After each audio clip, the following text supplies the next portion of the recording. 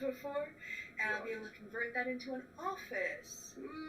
Yeah, it's so exciting. So I'll now maybe start like making videos again without my legs going numb. Well, that's good. I'm glad. I'm glad you're going to have a place to sleep. Yeah, I'm currently at my kitchen table doing this. By the way, I've got my computer set up on my kitchen table. It's just unacceptable. Unacceptable. I'm gonna get a gamer chair, man. I'm gonna get some of the. Oh yes. Well, if you're gonna go full gamer, you're gonna have to get. What's your favourite go-to slur? Maggot. That's not a slur, Krista. You've got to get much more racist. Oh. Jesus. I can't say it. Ritz. Okay. I can't even say it on Twitch. You can't say it. You can't, I can't even use my favorite slur. No. Ritz. Okay. Well, no, you can't say that either. Oh, okay. You just did a racism. Disavow. Okay. Everett, I'm going to send you all over to Lux Progressive, who's cool and is looking at some Israel-Iran stuff, so that should be terrifying. Enjoy. And I'll be back. Real world. Yes, indeed. I'll be back tomorrow, probably to look at something or other, I don't know. And Christy may be back with us next week. Yeah, next Friday. Okie doke. Thank you everyone for listening and watching. Thank you for all of your support. It's goodbye from me and goodbye from Christy. It's not even really a sign of it.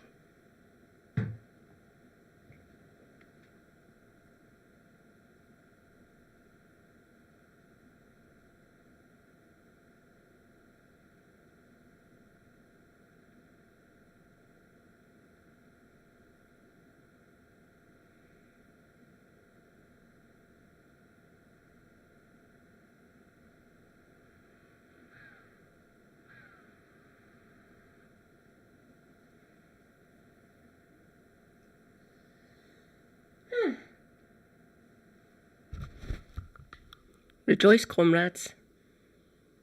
Your mad Scottish Marxist is live. Fucker. Record. Oh, no. Record. Thank you.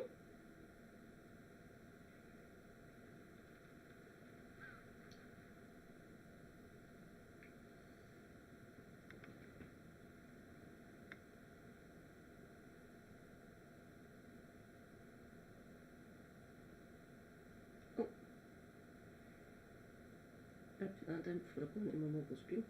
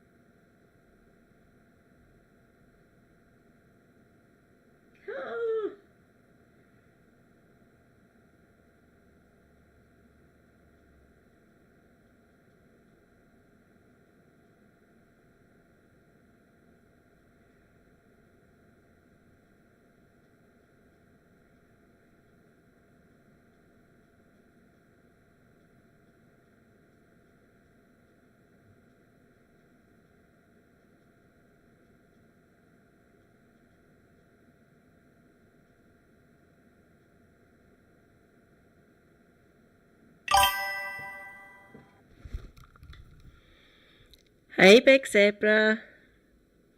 Welcome in. Thank you for dropping by. Fucking early for me tonight. So I might be able to do a good few hours. If I don't actually sweat all my skin off. I hate heat. And it's also been raining today. So I'm sweating my tits off. I am not built for this kind of weather, and these hot flushes are getting fucking worse. I need my standard fan back. We got decanted up here 2nd of December, and we thought 3 months at the most. I was hoping to be back in for my birthday, which is in March, but no, alas, no. I thought, April or May? No. We're rapidly approaching the end of June. And I don't want to be stuck in here when it gets far too fucking hot. The way the sun streams into these fucking windows, it's like being stuck in a glass house. I think I might have said this before, I got sunburnt sitting on the fucking sofa. Through that wall. Through 2 cupboards and another wall. How is that even fucking possible? 22 floors up. Christ, it was grim. All down the back of the neck and on my face. Because the way the sun moves across. Kept on hitting me. Had to wear my shades in the fucking house. Mind you, I did look cool. That joker of a husband of mine, my super hubby, suggested I wear my sun hat. I'm not outside, you fucking moron.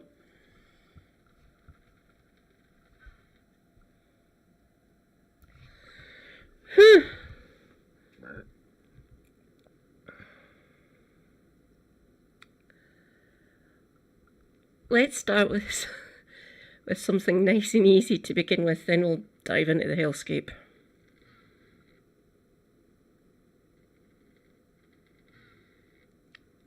Did you know I make a comic? Did you know that comic is getting turned into a physical book? If you don't, it's probably because I never talk about it. I have been advised to talk about it. So, if you're interested in high fantasy, superheroics, both of those things at once somehow, that is kind of the entire gimmick of my comic, which is called Aurora. There is a pre-order link in the description for volume 1 of the comic, which is the first 11 chapters. But also, if you are impatient and want to read the whole thing right now, it is all available on the website comicaurora.com. And if that sounds kind of cool, or if you just want to see me put my money where my mouth is where it comes to writing, feel free to check it out. Have fun! Please don't break my website this time. Okay, bye!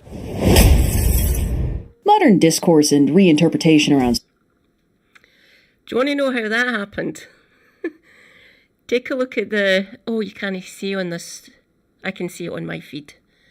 They have 2.45 million subscribers.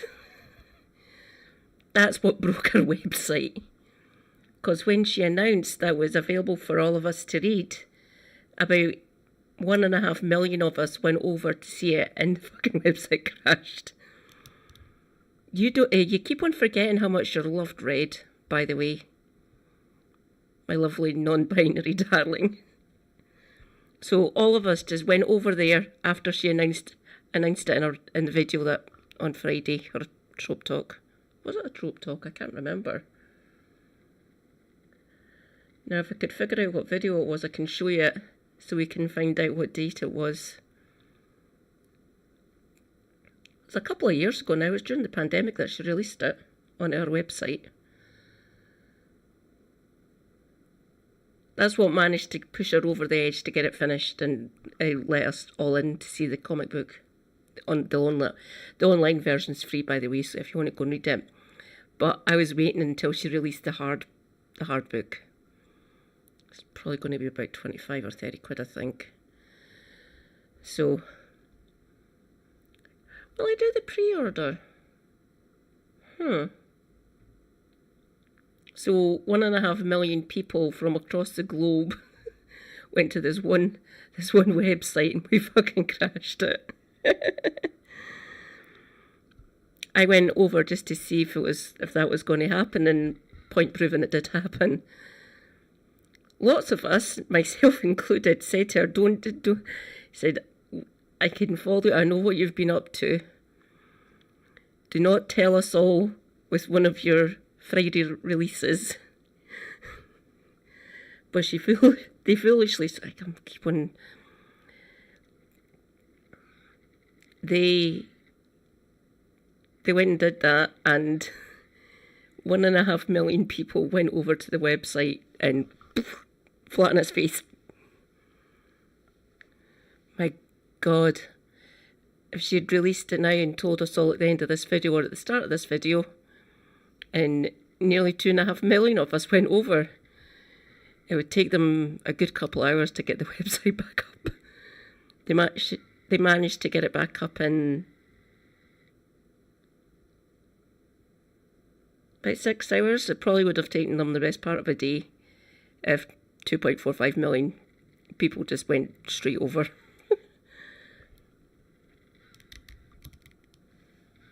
I was a Patreon. I was a Patreon when they done that. That's how I found out first.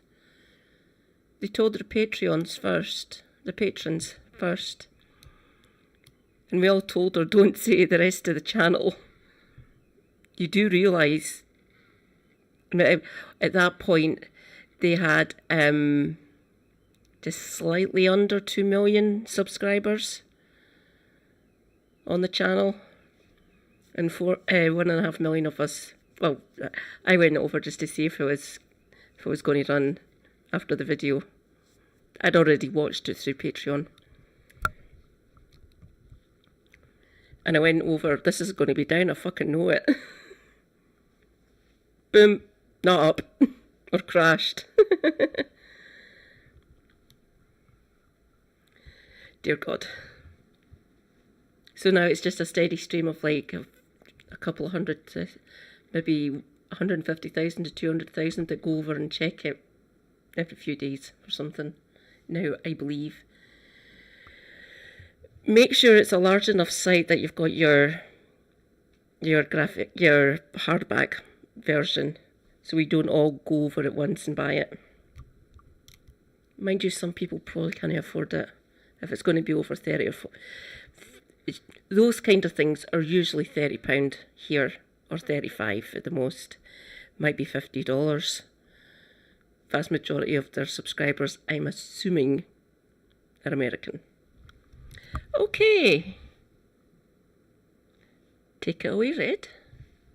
Superheroes often likes to talk about how superheroes are modern-day gods, with the tales of grand conflicts taking the role that used to be filled with myths and legends. And as something of a myth and legend aficionado, I think this is wrong. Gods aren't just the myths where they get to gallivant around and kick ass. They're also sets of real applicable social rules that shape how you should operate in your given society as defined by the powers that embody it. To look at a god and see only the wacky stories about them is to disregard everything that made them culturally significant. And I love superheroes, but they're nowhere near foundational enough to be gods. They're knights. Arthuriana has had way more cultural impact than I think a lot of people realize, and a lot of that has been by shaping the tropes of what it looks like when a small elite team of badasses dedicate themselves to the protection of those who cannot protect themselves. Now obviously, this romantic, chivalric ideal has very little to do with real historical knights who spent most of their time getting shuffled off on crusades or other excuses to bully their neighbors so they would have other people to kill instead of tearing up their home turf, but the legend of the Round Table has produced this enduring idea that some people,